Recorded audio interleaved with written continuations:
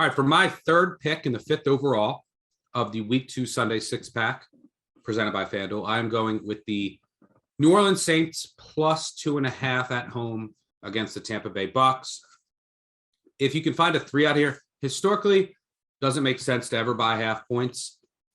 The full half point, 3, you're going to be paying up to minus 125, minus 130. There are exceptions.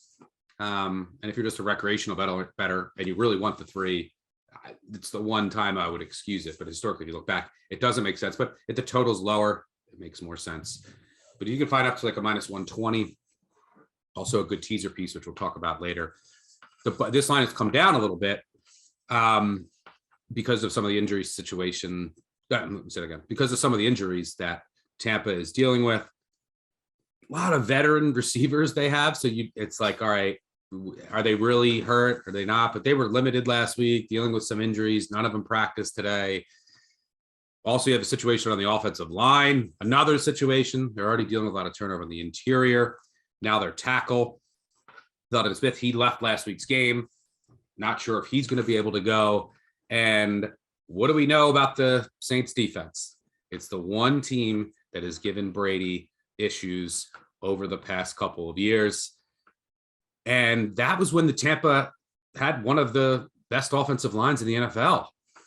So now you're dealing with all this, and you don't have your full set of receivers. Your offensive line is a shell of itself, and you're going up against a very stout Saints defense that always has you scouted well, that is always going to give Brady problems. And look, that Cowboys offense can do anything last week, especially in the red zone. You saw that, how much Brady was getting hit and pressured. So I think that's going to play out here. And you can go all the way back 20 years with Brady. The only chance you have against him, go watch that Eagles game last year. Gannon in his zone, by the way, zone against Cousins. You look at Cousins' numbers versus man in zone, ridiculous. So Eagles zone might look good this week. But you'd never zone Tom Brady. It's why Tom Brady dominated the Steelers.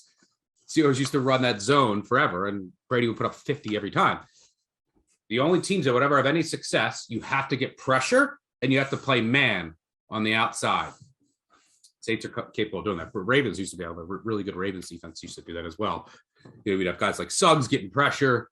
You'd have your really good secondary on the outside blanketing the receivers. You got to force Brady to make quick decisions. You can't be running zone.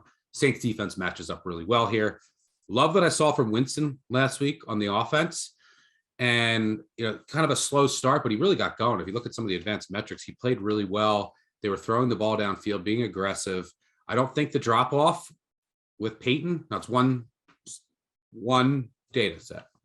So it's just one game. It's all we have. It's something we're going to have to monitor. But Landry looked great. Michael Thomas got in the end zone twice. So I think the Saints can do enough here at home. Big home field advantage here against a team that they've just dominated because they match up pretty well against Tampa, who's clearly just not at full strength right now on the offensive side of the ball. We'll see who ends up suiting up at receiver. But I think the Saints get this done at home. Yeah, and that, watching that Dallas game, it kind of felt like, okay, the strength of that line, if there is one, is on the interior, is run blocking. It's definitely not pass blocking, but the Saints usually play really good against the run. Saints. Yeah, it's kind of one of those. It's just a tough matchup. Thinking about an under for this as well, just because you look at that Tampa Bay offensive line last week, and Donovan Smith gave up 3 pressures in just 10 snaps, and he might not even play this week. And then the Gadecki, the rookie left guard, gave up 3 pressures. You had Josh Wells come in for Donovan Smith and gave up 2 more pressures. So you got 5 pressures from your left tackle, and then the Saints defensive line is much better than the Cowboys defensive line. Yeah, I mean, they gave up 12 pressures, 2 sacks, 2 hits, 8 hurries, but 12 pressures on just 29 pass snaps. That is Tampa's biggest success. Yeah. Fournette had a great day running the ball. You don't run against New Orleans.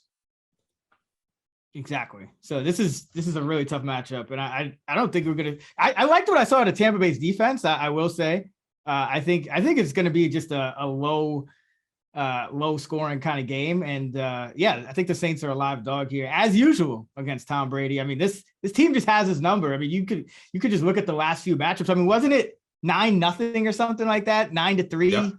last 9-0. year. Yeah, 9-0. I mean, they shut out this Bucs offense.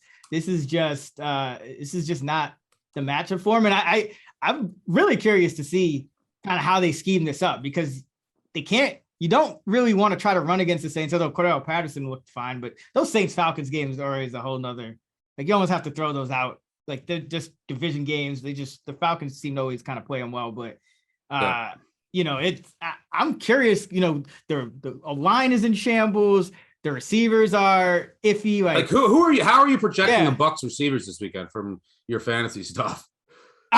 It's tough because Mike Evans always struggles against Lattimore too. He hasn't had a big game. And he was the only one that practiced today, but was limited. Yeah, and the rest didn't practice. Yeah. So this might be an under game for me, but I wish I would have gotten the 3, like you said. But now that I can't, if I don't get it, I'll probably play the under.